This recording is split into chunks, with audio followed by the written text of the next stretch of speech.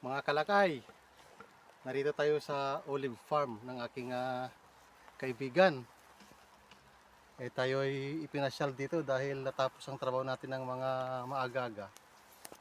Kaya sumaglit kami dito at ay kanyang ipinapakita yung kanyang farm ng mga olive. Ito nga mga kabayan, medyo maluwag-luwag.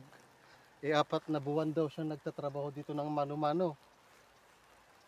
Mahirap para yung magtanim ng ganitong klase ng bungang kahoy. Kasi itong olive na to, ito pala yung ginagawa nilang manteka, yung olive oil.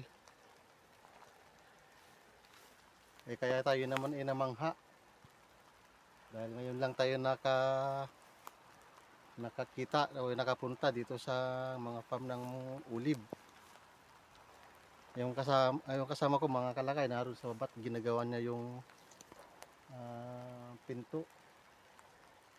pintuan ng kanyang bakuran. Mag-isa lang siyang gumawa dito. 4 na buwan daw siya. Ito. Pangit pa yung lakad namin ngayon dahil nataon na umuulan. Tingnan natin yung kabuuan mga kalakay, yung kabuuan ng kanyang farm.